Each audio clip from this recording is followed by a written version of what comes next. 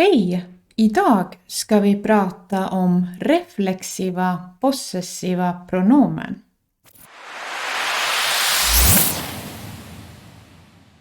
Vad ska man veta? Det heter possessiva för att det berättar vem som har eller äger något. Det heter reflexiva för att objektet syftar tillbaka till subjektet. I reflexiva possessiva pronomen ändras han, hon, den, det och de till sin, sitt eller sina, beroende på om substantivet är en ord, ett ord eller om substantivet är i plural. Alla andra pronomen ändrar vi på samma sätt hur vi ändrade dem när vi använde dem som possessiva pronomen. Så jag blir min, du blir din, vi blir vår, ni blir er. Nu ska jag visa några exempelmeningar och förklara lite mer.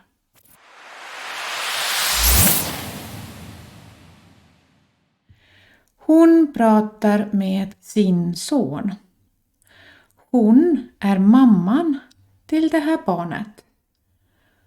Hon är också subjektet i den här meningen och med sin son är objektet. Och objektet syftar tillbaka till subjektet, till hon. Eftersom det är lite speciellt med pronomen hon, han, den, det och de som jag sa innan, så blir hon sin. Son är ett n-ord, en son, och därför heter det sin son, inte sitt son eller sina son. Hon pratar med hennes son. Nu är hon inte mamman till det här barnet. Mamman här är den andra kvinnan. Kvinnan med den gula tröjan. Eftersom det inte är hennes son så ska vi inte använda här reflexivt possessivt pronomen. Objektet syftar inte tillbaka till subjektet. Vi ska använda vanligt possessivt pronomen, hennes son. Och då menar vi kompis son.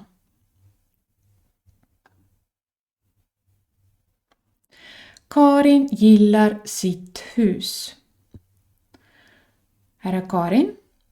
Och Karin är ägaren till det här röda huset. Karin är subjektet och sitt hus är objektet. Objektet syftar tillbaka till subjektet. Då menar vi att det är Karins hus. Det heter ett hus och därför ska pronomen bli sitt och inte sin eller sina. Karin gillar också hennes hus. Nu menar vi att Karin gillar den andra kvinnans hus. Hon med den lila tröjan är ägaren till det här gula huset. Här ska vi använda possessivt pronomen hennes.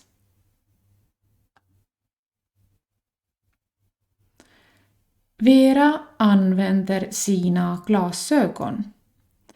Vera sitter här och hon har köpt de här svarta glasögonen. Vera är också subjektet i den här meningen. Och sina glasögon är objektet i den här meningen. Och objektet syftar tillbaka till subjektet.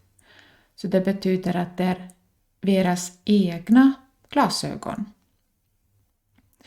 Och vi ska säga sina därför att glasögon är i plural, många.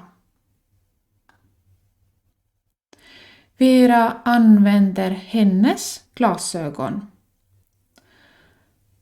De här är kollegans glasögon. Vera har inte köpt dem och därför ska vi inte använda reflexivt possessivt pronomen. Det syftar inte tillbaka till Vera. Hon är inte ägaren till de här glasögonen. Vi ska använda possessivt pronomen, hennes glasögon. Så det är kollegans glasögon.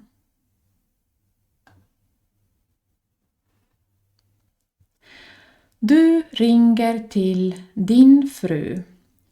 Som jag sa i början av filmen så ändrar vi bara pronomen hon, han, den, det och dom på ett speciellt sätt.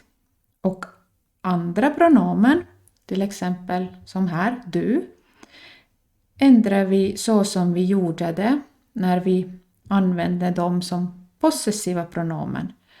Så du blir din. Han ringer till sin fru. De två är gifta. Och när vi använder han, då ändras det till sin. Han är subjektet och till sin fru är objektet. Och objektet syftar tillbaka till han. Fru heter ju en fru och därför ska vi säga sin fru, inte sitt fru eller sina fru.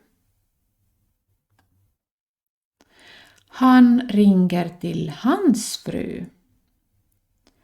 Nu menar vi att han ringer till kompis fru. Här ska vi använda vanligt possessivt pronomen. Det syftar inte tillbaka till han. De två är inte gifta, utan det här är kompis, hans fru.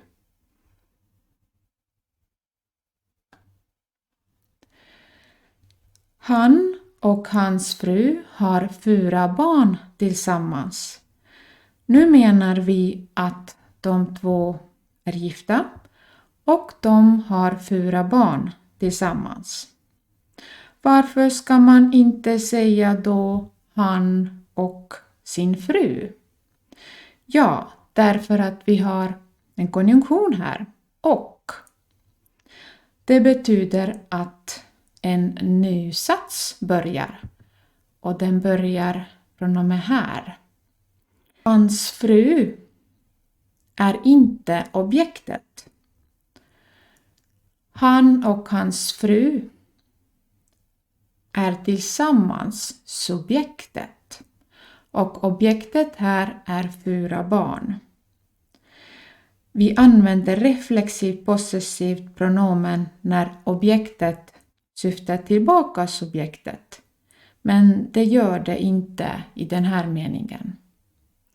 Utan han och hans fru tillsammans är subjektet och 4 barn är objektet. Så vi ska använda possessivt pronomen här. Jag tar med mitt pass. Det heter ett pass och därför ska jag säga mitt pass och inte min pass. Erik tar med sitt pass. Erik är han och han är ägaren till passet. Så vi syftar tillbaka till subjektet.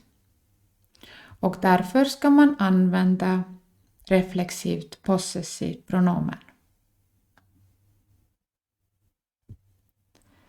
Vi köper våra kläder på H&M. Vi blir våra. kläder är i plural och därför ska vi inte skriva vår eller vårt. Tobias handlar sina kläder på Gant. Gant är ett märke och också en affär. Tobias är han och vi menar kläder han ska köpa till sig själv. Så vi syftar tillbaka till subjektet. Objektet, sina kläder, syftar tillbaka till subjektet, Tobias. Jag gillar min mat. Jag blir min. De gillar sin mat. Precis som det var lite speciellt med hon, han, den och det, så måste du komma ihåg att det även är speciellt med pronomen dom. Man kan inte säga de gillar deras mat, för då menar vi någon annans mat. De gillar sin mat betyder att de gillar den maten de äter.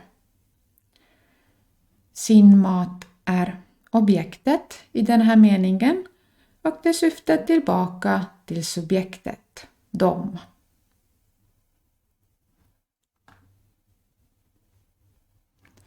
Ni trivs i ert klassrum. Ni blir er och just nu blir det ert därför att klassrum är ett ord, ett klassrum, så det blir ert klassrum. De trivs inte i sitt klassrum. När vi pratar om dem så ändras reflexivt possessivt pronomen till sitt. Du knyter dina skor. Det är du som är ägaren till de här skorna. Skor är i plural. Så det blir dina skor. De knyter sina skor. De knyter sina egna skor. De är ägaren till skorna. Skor är i plural, så det blir sina. Och de syftar tillbaka till subjektet. Okej, det var allt för idag. Tack så mycket!